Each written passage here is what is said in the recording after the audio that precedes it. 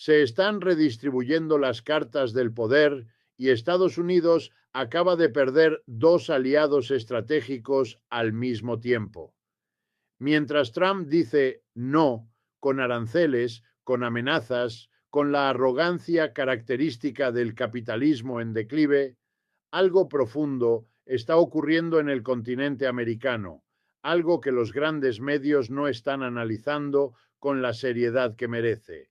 Canadá, ese vecino del norte que siempre fue considerado un socio incondicional, está reaccionando, no con miedo, con dignidad, con una reorientación económica que habla de soberanía real, no de dependencia disfrazada de libre comercio. Y México está firmando acuerdos. Sheinbaum y Ebrard están construyendo una arquitectura diplomática nueva, una que no pide permiso en Washington, una que mira hacia el sur, hacia el este, hacia un mundo multipolar que ya no acepta un solo dueño. Lo que está pasando aquí no es un desacuerdo comercial, es el principio del fin de la hegemonía norteamericana tal como la conocimos. Y tú, viviendo en este país, pagando impuestos en este país, criando a tus hijos en este país, mereces entender exactamente qué significa esto para tu vida, tu economía y tu futuro. Mira, vamos a empezar por donde siempre deberíamos empezar, por la realidad económica, no por lo que dice Fox News, no por lo que repite CNN en español, sino por lo que realmente está ocurriendo en las estructuras de poder que mueven este continente y este mundo. Cuando Trump dice no, él no está simplemente rechazando una propuesta diplomática, él está ejerciendo lo que en la teoría económica llamamos poder de coerción estructural, es decir, está usando la posición dominante que Estados Unidos ha tenido durante décadas como el mayor mercado consumidor del mundo, como el emisor de la moneda de reserva global, como el actor militar más poderoso de la historia, para forzar a otros países a ceder, a doblegarse, a aceptar condiciones que no les convienen. Y durante mucho tiempo eso funcionó. Durante mucho tiempo, países como Canadá y México simplemente tragaban saliva, ajustaban sus políticas internas y seguían el juego, pero algo ha cambiado y ese cambio es lo que necesitamos analizar hoy con toda la profundidad que merece. Primero hablemos de Canadá, porque la reacción canadiense ante Trump es uno de los fenómenos más interesantes y menos comprendidos de este momento geopolítico. Cuando Trump comenzó a imponer aranceles sobre productos canadienses, acero, aluminio, madera, productos agrícolas, muchos analistas pensaron que Canadá simplemente cedería, que Ottawa llamaría a Washington, que habría alguna negociación privada, que al final todo quedaría igual. Pero eso no está ocurriendo. Lo que está ocurriendo es mucho más significativo. Canadá está comenzando a cuestionar estructuralmente su dependencia de la economía estadounidense. Y eso, amigos, es un cambio histórico. Durante décadas, Canadá orientó aproximadamente el 75% de sus exportaciones hacia el mercado estadounidense, 75%. Eso no es simplemente una relación comercial, eso es una dependencia estructural que hacía que la economía canadiense fuera, en muchos sentidos, una extensión de la economía norteamericana. Los ciclos económicos de Canadá estaban sincronizados con los de Estados Unidos, no porque ambos países fueran iguales, sino porque Canadá no tenía alternativa real. Si la economía estadounidense se enfriaba, la canadiense se congelaba. Si Washington cambiaba una política arancelaria, Ottawa temblaba. Esa es la naturaleza de una relación asimétrica de poder económico y Canadá la vivió durante generaciones. Pero ahora, bajo la presión de los aranceles de Trump, algo está despertando en el norte. Los líderes políticos canadienses, y esto es crucial entenderlo, no están simplemente protestando, No están simplemente diciendo esto es injusto y esperando que Trump cambie de opinión. Están haciendo algo mucho más pragmático y mucho más inteligente. Están buscando alternativas reales. Están teniendo conversaciones serias con la Unión Europea. Están profundizando acuerdos con el Reino Unido post-Brexit. Están mirando hacia Asia, hacia los mercados del Pacífico, hacia economías que hace 10 años habrían considerado secundarias. Y esto no es un accidente, esto es una reorientación estratégica nacida directamente del comportamiento impredecible y coercitivo de la administración Trump. Ahora bien, alguien podría preguntarme, ¿pero qué tan significativo puede ser este cambio canadiense en términos reales? Y aquí es donde necesitamos ser honestos y rigurosos. No es un cambio que ocurre de la noche a la mañana. Redirigir el 75% de tus exportaciones no se hace en un año ni en dos. Construir nuevas cadenas de suministro, nuevas relaciones comerciales, nuevos marcos jurídicos para el intercambio internacional, eso toma tiempo. Pero lo que importa no es cuánto tiempo toma, lo que importa es que el proceso ha comenzado. Y una vez que una economía de ese tamaño comienza a diversificarse estructuralmente, ese proceso es muy difícil de revertir, porque los intereses económicos que se crean alrededor de esas nuevas relaciones comerciales se vuelven grupos de presión reales, voces políticas reales, actores con poder real que van a defender esas nuevas conexiones. Trump, sin proponérselo, está acelerando la diversificación económica de Canadá. Está empujando a su vecino del norte a construir un futuro donde Washington sea menos central. Y eso tiene consecuencias para el poder relativo de Estados Unidos que van a durar décadas. Y ahora pasemos a México, porque la historia mexicana en este momento es aún más compleja, aún más rica y en muchos sentidos aún más importante para quienes vivimos aquí en Estados Unidos con raíces latinas. Claudia Sheinbaum y Marcelo Ebrard están firmando acuerdos, están construyendo relaciones, están posicionando a México dentro de un orden internacional que ya no gira únicamente alrededor de Washington. Y para entender por qué eso es tan significativo, necesitamos entender primero qué ha sido históricamente la relación entre México y Estados Unidos. México ha vivido bajo la sombra económica, política y en muchos momentos militar de Estados Unidos durante más de 150 años, desde la guerra de 1848, cuando Estados Unidos le arrebató a México más de la mitad de su territorio que ahora incluye California, Texas, Nuevo México, Arizona, Nevada, Utah y partes de Colorado y Wyoming. La relación entre ambos países ha sido fundamentalmente asimétrica. México ha sido, en distintos momentos y de distintas maneras, una zona de influencia, un mercado cautivo, una fuente de mano de obra barata, un estado tapón para la migración centroamericana y una economía cuya política interna ha sido profundamente condicionada por las decisiones que se toman en Washington y en Wall Street.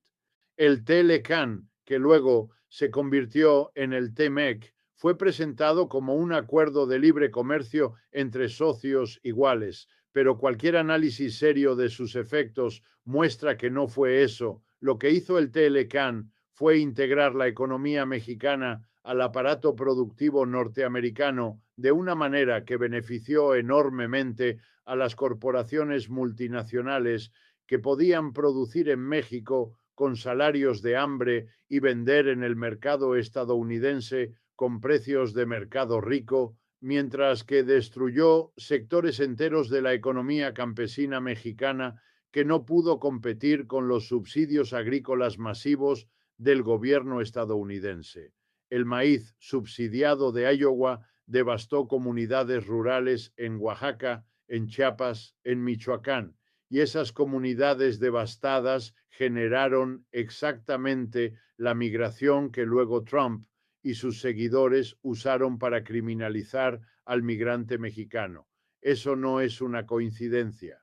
Eso es el capitalismo funcionando exactamente como funciona, generando las condiciones que luego denuncia. Pero volvamos al presente. Sheinbaum y Ebrard no son simplemente funcionarios ejecutando una agenda heredada. Son arquitectos de una visión diferente de lo que puede ser México en el siglo XXI. Y esa visión tiene dimensiones que vale la pena examinar con cuidado.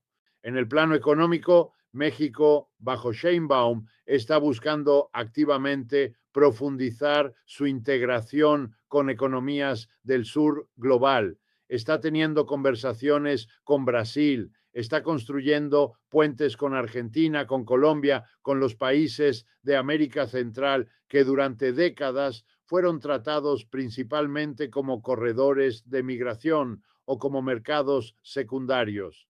Está explorando acuerdos con China y esto es algo que pone nervioso a Washington porque China es hoy el segundo mayor receptor de exportaciones globales y tiene una capacidad de inversión en infraestructura que ningún otro actor internacional puede igualar en este momento.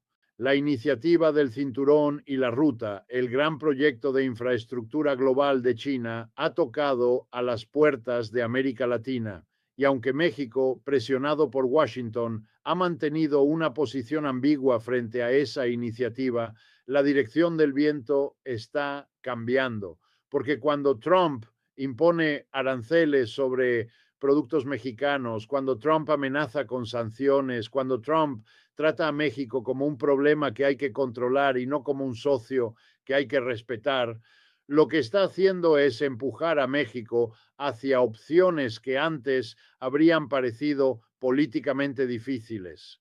La coerción produce reacción. Eso no es una opinión ideológica, eso es física social básica.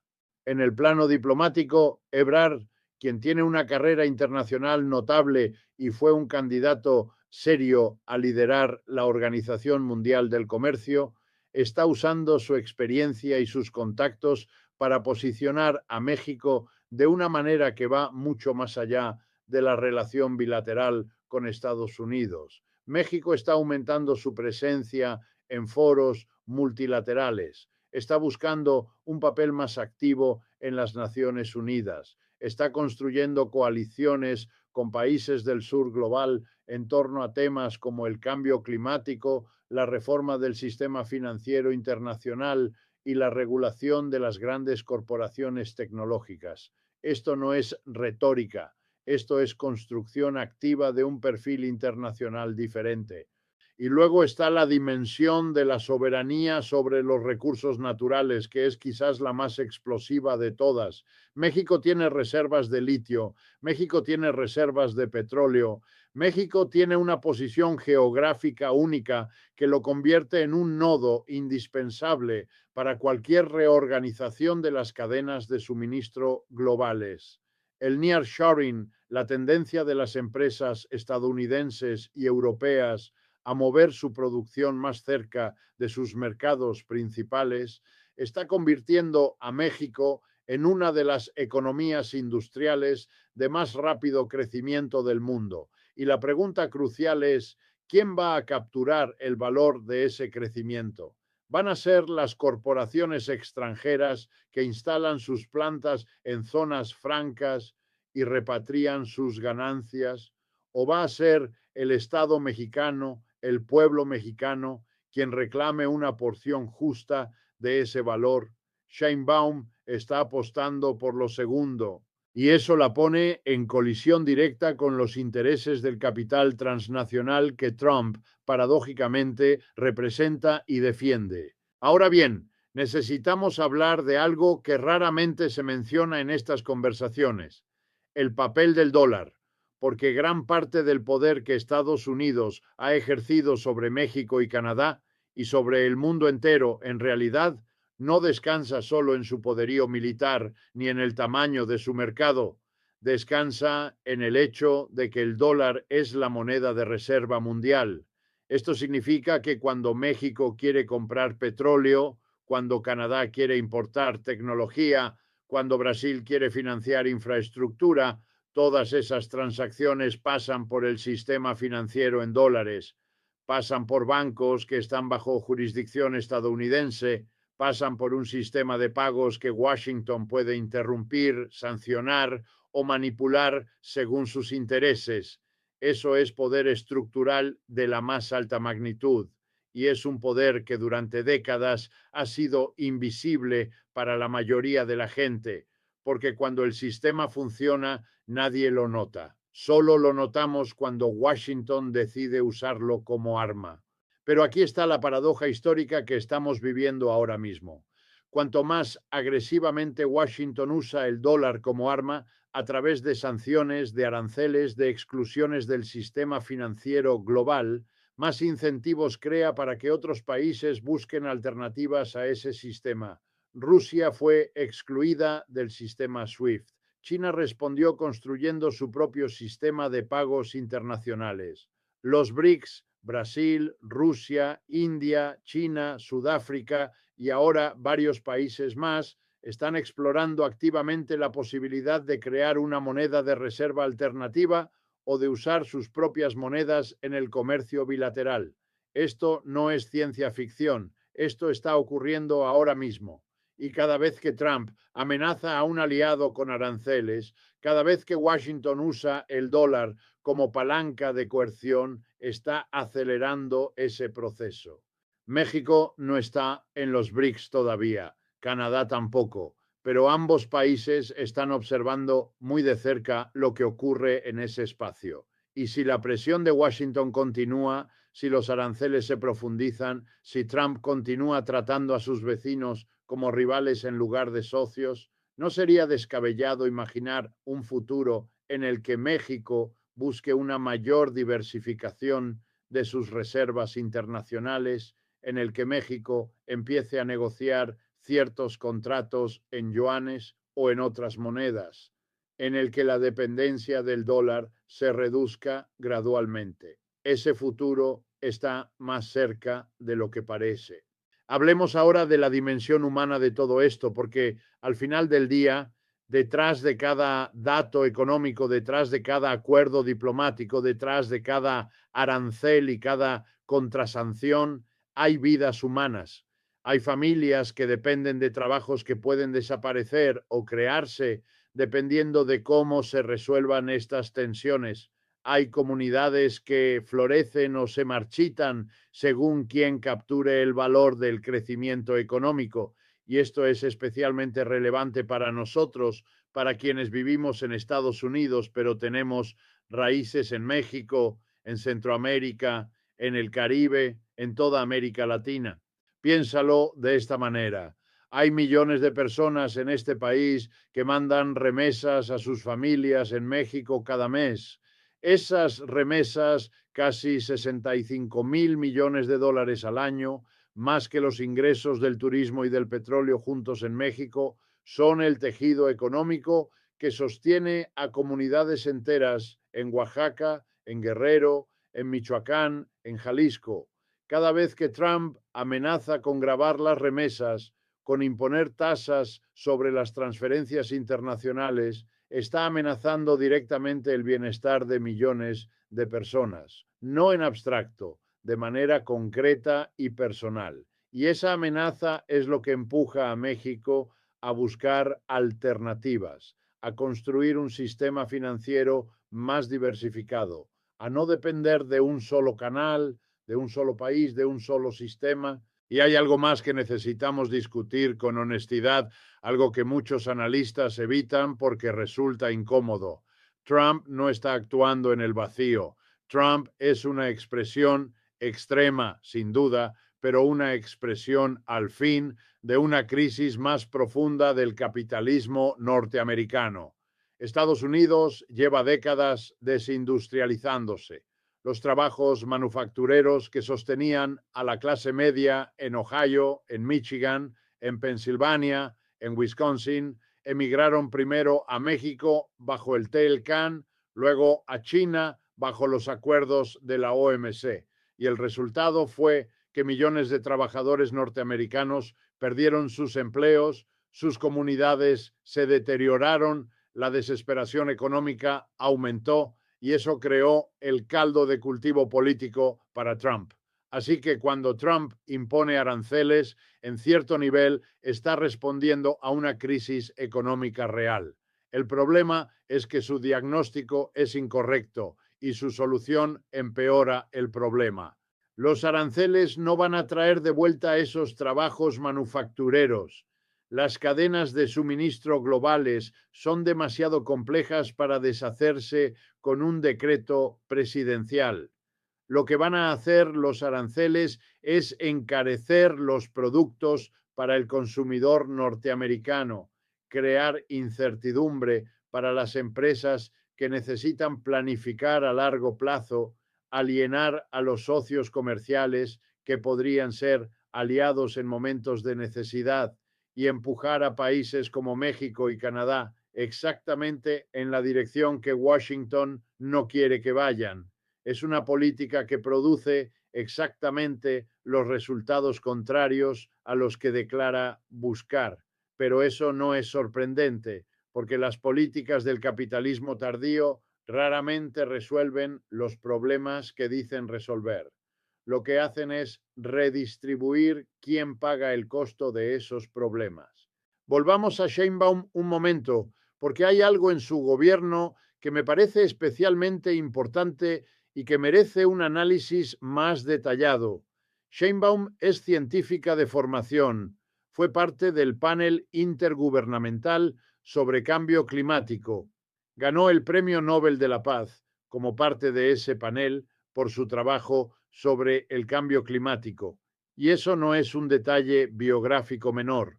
Eso dice algo sobre cómo piensa el mundo, sobre qué tipo de información toma en serio, sobre qué horizonte temporal guía sus decisiones. Una política que ha pasado años estudiando el cambio climático entiende que las decisiones que tomamos hoy tienen consecuencias que se extienden décadas hacia el futuro. Y eso la hace fundamentalmente diferente de un negociador de bienes raíces que piensa en ciclos de 4 años y en victorias que puedan aparecer en Twitter. Los acuerdos que Sheinbaum firma no son solo comerciales, incorporan transición energética, economía verde y tecnología limpia con visión de largo plazo. México tiene enorme potencial solar y eólico y la Comisión Federal de Electricidad podría ser eje de una transición regional. Si el país se posiciona como proveedor de energía limpia, hub de tecnología verde y actor clave en la manufactura para autos eléctricos y paneles solares que requieren litio, del cual México posee reservas significativas, su poder relativo en la economía futura puede superar al del pasado. Washington lo sabe y eso tensiona la relación. Y aquí entra la moralidad geopolítica. Durante décadas, Estados Unidos se presentó como defensor de la democracia y los derechos humanos, aunque esa narrativa fue siempre parcialmente hipócrita, coexistiendo con apoyo a dictaduras en Chile, Argentina, Guatemala, Honduras y El Salvador. Tenía fuerza porque existía tensión entre el ideal proclamado y la práctica real. Pero Trump ha eliminado incluso esa tensión. No proclama valores democráticos mientras los viola en secreto, los cuestiona abiertamente, admira a los autócratas, ataca a la prensa libre, cuestiona resultados electorales, elogia a líderes como Orbán, Putin y Xi, y al hacerlo ha debilitado radicalmente la autoridad moral de Estados Unidos. ¿Cómo criticar prácticas autoritarias cuando su propio presidente expresó deseos de perpetuarse en el poder? ¿Cómo defender el multilateralismo cuando se abandona cada acuerdo que no conviene? Ese vacío moral es el espacio que China, Rusia y en cierta medida Brasil y México buscan llenar, no porque sean modelos de democracia, claramente no lo son, sino porque el colapso de la credibilidad norteamericana abrió lugar a narrativas alternativas, soberanía, no intervención, multipolaridad. Y esas narrativas resuenan en países que vivieron décadas bajo la tutela de Washington. Cuando Ebrard habla de soberanía, cuando Sheinbaum habla de dignidad nacional, cuando se rechaza que Washington dicte políticas internas, esas palabras tienen peso. Hay millones que saben lo que significa tener el destino condicionado por una potencia extranjera. Y cuando alguien habla de independencia con credibilidad, la gente escucha. Conectemos esto con nuestra realidad en Estados Unidos. No es algo que ocurre allá afuera. Afecta a los precios en el supermercado, el valor del dólar que ganamos, las condiciones de vida de nuestras familias y el clima político cuando México es usado como chivo expiatorio. No podemos ser espectadores. Necesitamos entender estos procesos, analizarlos con rigor, resistir tanto la narrativa trumpiana que presenta a México como enemigo, como la narrativa ingenua que idealiza sin examinar contradicciones. La realidad es más compleja y la complejidad es donde vive la verdad. Hablemos un momento de las contradicciones internas de México, porque sería deshonesto no hacerlo. México es un país con desigualdad económica profunda, con presencia del crimen organizado en casi todos los estados, con instituciones débiles y corrupción históricamente sistémica. Sheinbaum hereda todo eso. Y las tensiones con Washington, la diversificación diplomática, los acuerdos con nuevos socios internacionales ocurren dentro de esas realidades que no desaparecen por decreto. La capacidad del gobierno mexicano de traducir su posicionamiento geopolítico en mejoras reales depende de su capacidad para enfrentar esas contradicciones, y eso no es fácil. Del mismo modo, Canadá tiene sus propias tensiones, el petróleo de Alberta, los conflictos entre el gobierno federal y las provincias, las comunidades indígenas que esperan que se cumplan promesas de reconciliación. Ninguno de estos actores es perfecto. Lo que observamos no es una lucha entre el bien y el mal, sino entre distintos proyectos de organización económica y política en un momento de transformación histórica impulsado por la crisis del capitalismo neoliberal que ha dominado desde los años 80. El consenso de Washington, privatización, desregulación, apertura irrestricta y austeridad, fracasó no porque no produjera crecimiento, sino porque no produjo desarrollo incluyente, sostenible y soberano. Produjo concentración, fragilidad, dependencia y una enorme transferencia de riqueza. Y ahora esas contradicciones están explotando. Trump es una explosión. Las tensiones comerciales son una explosión. Los movimientos que rechazan el molde neoliberal son una explosión. Todo está conectado. Lo que Sheinbaum y Ebrard hacen al firmar acuerdos y buscar socios más allá de Washington no es solo maniobra táctica, es parte de una búsqueda imperfecta y contradictoria de una alternativa a un modelo que no ha funcionado para la mayoría. Trump dice no. Canadá reacciona. México firma acuerdos. Y nosotros en Estados Unidos observamos desde el corazón del imperio, mientras nuestras raíces están en los países que ese imperio presiona. El mapa del poder global se redibuja. La hegemonía del dólar y la inevitabilidad del modelo neoliberal son cuestionadas. No sabemos cómo termina esto, pero quienes entiendan lo que está pasando, quienes no se dejen engañar ni por la propaganda de Washington ni por la retórica vacía, estarán mejor posicionados para navegar lo que viene, porque lo que está en juego no es solo una disputa comercial, sino el tipo de mundo que heredarán nuestros hijos y nuestros nietos.